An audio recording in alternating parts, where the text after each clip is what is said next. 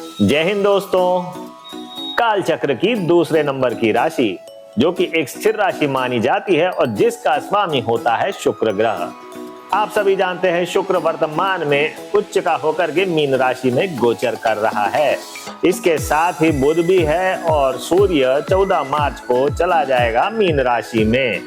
तो क्या परिणाम मिलने वाले हैं वृषभ राशि वाले जातकों के लिए, और साथ ही साथ इनका जो सप्तमेश है मंगल, वह भी क्या प्रभाव देने वाला है, जानते हैं आज के इस वीडियो में कि आपके लिए नौकरी के विषय में किस प्रकार के परिणाम यह लेके आया है, वैवाहिक जीवन किस प्रकार का रहने वाला है, आपका सांसारिक सुख भाव जो है वह क्या परिणाम देने वाला है, और आपके धन के लिए मार्च 2025 किस प्रकार से रहेगा। तो बने रहिए मेरे साथ, अंत तक देखते रहिए यह वीडियो। मैं हूं आपका ज्योतिष मार्गदर्शक ज्योतिषाचार्य आकाश और आप देख रहे हैं नक्षत्र ज्योतिष।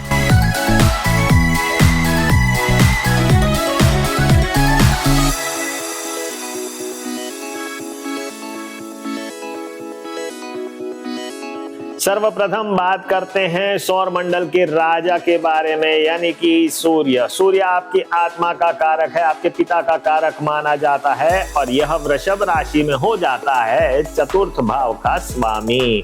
वर्तमान में यह गोचर कर रहा है कुंभ राशि से, यानी कि इसने एक्टिवेट कर दिए दशम भाव और चतुर्थ भाव।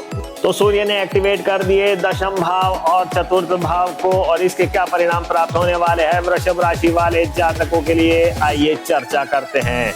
और आप लोगों से निवेदन है कि अगर यह वीडियो आपको किसी भी प्रकार से लाभान्वित करता है, आपको चाहे इस वीडियो से ज्ञानवर्धन हुआ हो या किसी न किसी प्रकार की जानकारी अच्छी लगी हो, तो लाइक, शेयर और सब्सक्राइब अवश्य करें। आते हैं सूर्य के ऊपर। तो सूर्य ने एक्टिवेट कर दिए चतुर्थ भाव और दशम भाव। अब सूर्य जो है वह पिता का कारक माना जाता है, तो दशम भाव जो है वह पिता के भाव नवम भाव से द्वितीय हो जाता है, और चतुर्थ भाव यानी कि यह पिता के भाव से अष्टम हो गया। तो किसी न किसी प्रकार से पिता के साथ संबंध अच्छे नहीं रहेंगे। पिता के धन का उपयोग आप कर सकते हैं अपनी प्रॉपर्टी वगैरह खरीदने के लिए। नौकरी के विषय में देखा जाएगा तो यथास्थिति बनी रहेगी, परंतु दशम भाव में सूर्य जब है तो कहीं ना कहीं सभी का सहयोग आपको प्राप्त होने की यह संभावनाएं बढ़ा देगा, क्योंकि दशम भाव का सूर्य बलवान होता है और यह आपको अपने बॉस के द्वारा सहयोग मिलने की संभावनाएं दिखा रहा है, और आपके बॉस का आपको फेवर भी मिल सकता है। सरकारी पक्ष से देखा जाए तो आपको लाभ ही मिलने वाला है, किसी प्रकार से कोई नुकसान नहीं हो सकता है। चतुर्थ भाव जो है वह प्रॉपर्टी का माना जाता है, वाहन का माना जाता है, आपके सांसारिक सुख का माना जाता है। सूर्य अगर बैठ गया तो कहीं ना कहीं कुछ ना कुछ प्रॉब्लम्स करता है, परंतु सूर्य दशम में बैठा हुआ है और वह अपने भाव को देखेगा तो नुकसान नहीं पहुंचाएगा। तो ओवरऑल प्रॉपर्टी के लिए यह अच्छा भाव माना जाएगा, सांसारिक सुख के लिए भी अच्छा भाव माना जाएगा। धनार्जन की स्थिति भी बहुत अच्छी मानी जाएगी, क्योंकि चतुर्थ भाव और दशम भाव आपके धन भाव को सपोर्ट करेंगे कहीं ना कहीं। किसी प्रकार का कोई विपरीत फल मिलने की संभावनाएं तो मुझे नहीं नजर आ रही। पिता के साथ जरूर थोड़े संबंध बिगड़ सकते हैं, परंतु पिता का धन जैसे मैंने पहले बताया कि आप उपयोग कर सकते हैं। वैवाहिक जीवन के लिए देखा जाएगा तो चतुर्थ भाव कुछ खास फायदा नहीं देता, कुछ अच्छे मोमेंट्स भी नहीं देता किसी प्रकार के, और लव अफेयर्स में भी चतुर्थ भाव और दशम भाव आपको फेलियर ही दर्शा रहे हैं। खासकर से जिन जातकों की सूर्य की महादशा अंतरदशा चल रही होगी, तो जो परिणाम मैं बता रहा हूँ उन्हें वह परिणाम मिल सकते हैं। संतान के विषय में भी देखें तो कोई खास परिणाम यह नहीं दे रहा। नौकरी के विषय में देखेंगे तो सभी का सहयोग मिल सकता है। तो सूर्य के यह परिणाम मिलेंगे आपको 14 मार्च 2025 तक। उसके उपरांत यह चला जाएगा मीन राशि में।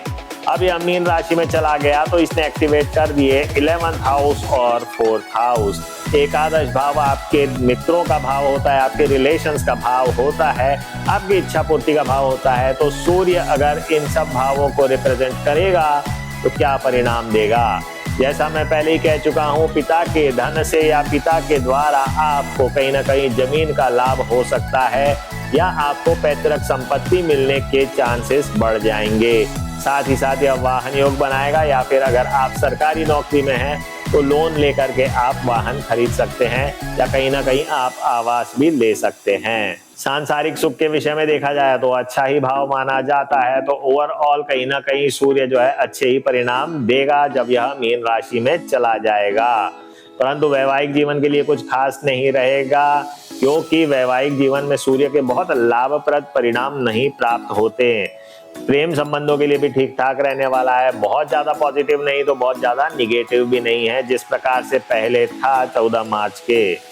परंतु ओवरऑल यह अच्छे ही परिणाम देगा, संतान के विषय में भी अच्छे परिणाम देगा और नौकरी में आपको कहीं ना कहीं सहयोग तो देने ही वाला है।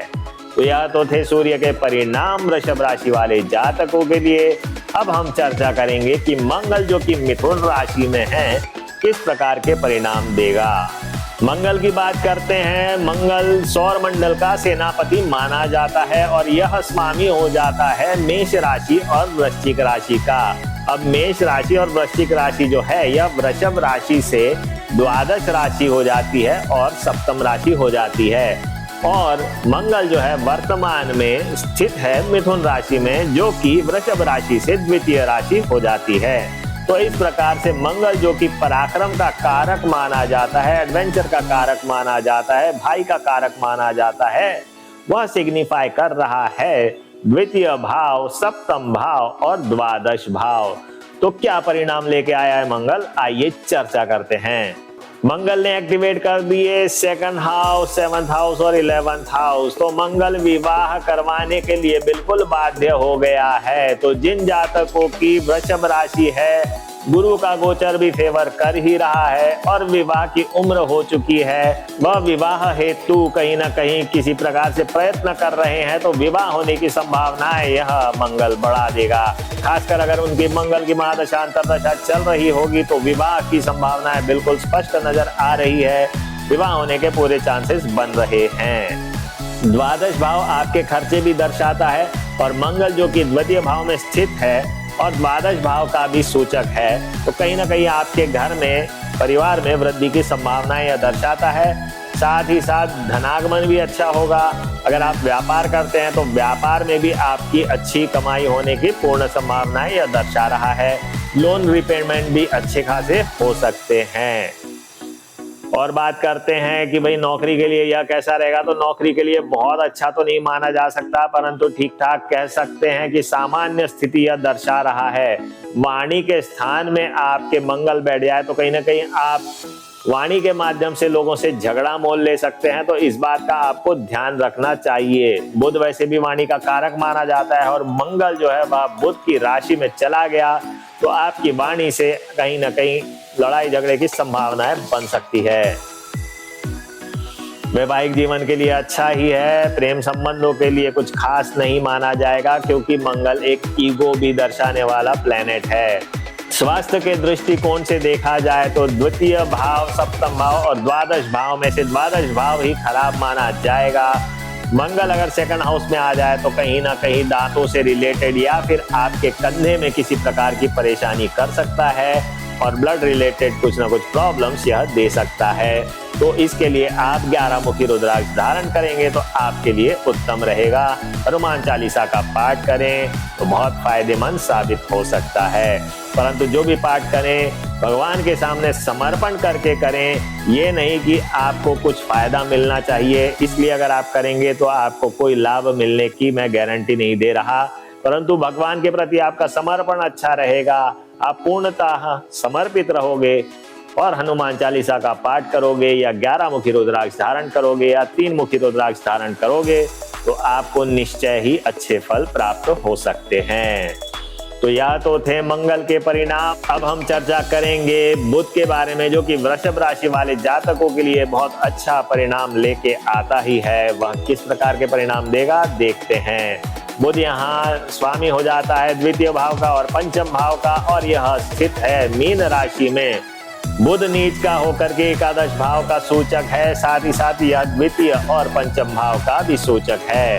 तो इस प्रकार से बुध जो है वह 11 हाउस, सेकंड हाउस और 5th हाउस, 3 भावों का सूचक है। और इसके क्या परिणाम प्राप्त होने वाले हैं चर्चा करते हैं। सर्वप्रथम तो संतान और घर परिवार में वृद्धि की संभावनाएं यह भी दर्शा रहा है। अगर आपकी बुध की महादशा अंतरदशा चल रही है तो आपको निश्चित रूप से घर परिवार में वृद्धि होने की संभावनाएं रहेंगी। साथ ही साथ धनार्जन की स्थिति बहुत अच्छी रहने वाली है। शेयर मार्केट में भी आपको अच्छे डिसीजंस लेने से लाभ मिल सकता है। नौकरी में भी आपके लिए स्थिति अच्छी बनी रहेगी, क्योंकि द्वितीय और एकादश भाव का सूचकत्व बुध के पास है, तो यह अच्छे ही परिणाम देगा। साथ ही साथ देखेंगे तो लव अफेयर्स के लिए भी अच्छा समय माना जाएगा। वैवाहिक जीवन के लिए भी अच्छा समय माना जाएगा। पिता के साथ संबंध ठीक ठाक रहेंगे। घर परिवार में सुखानुभूति होगी और धनागमन अच्छा बना रहेगा। मार्च 2025 में पूरे महीने बुध जो है वह मीन राशि में रहेगा, तो इसके अच्छे ही परिणाम प्राप्त होने वाले हैं। तो यह तो थे बुध के परिणाम। अब हम चर्चा करेंगे कि शुक्र किस प्रकार के परिणाम देने वाला है वृषभ राशि वाले जातकों के लिए। अब हम चर्चा करेंगे कि शुक्र जो कि राशि स्वामी है वह किस प्रकार के परिणाम देगा वृषभ राशि वाले जातकों के लिए। शुक्र जो है वह स्वामी हो जाता है प्रथम भाव का, और साथ ही साथ यह छठे भाव का भी स्वामी है और वर्तमान में अगोचर कर रहा है मीन राशि में उच्च का होकर के। तो यह इस प्रकार से एक्टिवेट कर रहा है 11th हाउस, 1st हाउस और 6th हाउस। तो इस प्रकार से शुक्र जो है वह सूचक है एकादश भाव का, प्रथम भाव का और छठे भाव का। तो क्या परिणाम यह लेके आया है, आइए चर्चा करें। तो शुक्र अगर 11, 6 और 1 हाउस को सिग्निफाई करेगा तो सर्वप्रथम आपको प्रमोशन मिलने के पूरे चांसेस यह दर्शा रहा है। खासकर से जिन जातकों की शुक्र की महादशा अंतरदशा चल रही होगी तो उनका प्रमोशन निश्चित ही है। साथ ही साथ धनार्जन की स्थिति बहुत अच्छी रहने वाली है, क्योंकि 1 और 11 जो हाउसेस है या आपके इच्छा पूर्ति के भाव है, और छठवां भाव जो है वह अर्थ त्रिकोण में भी आता है। तो कहीं ना कहीं से धनार्जन अच्छा रहने वाला है। व्यापार में वृद्धि होने वाली है। आपको सुखानुभूति जो है वह बहुत होगी मार्च 2025 में, क्योंकि शुक्र उच्च का होकर के पूरे महीने यह रहने वाला है मीन राशि में। वैवाहिक जीवन के लिए भी बहुत अच्छी स्थिति यह दर्शा रहा है, परंतु 6th हाउस अच्छा नहीं मानते, बट ओवरऑल 1 और 11 जो है वह अच्छा ही माना जाएगा। संतान के लिए भी ठीक ठाक स्थिति यह दर्शा रहा है। नौकरी में तो बहुत ही अच्छी स्थिति बना रहा है। जिस प्रकार से मैं कह चुका हूँ कि प्रमोशन होने की संभावनाएं तो बन ही रही है। साथ ही साथ आपका धनार्जन तो अच्छा ही रहेगा और लग्जरी ओरिएंटेड आपके खर्चे बहुत होने वाले हैं। तो यह तो थे शुक्र के परिणाम, बुध के परिणाम, मंगल के परिणाम और सूर्य के परिणाम मार्च 2025 में वृषभ राशि वाले जातकों के लिए।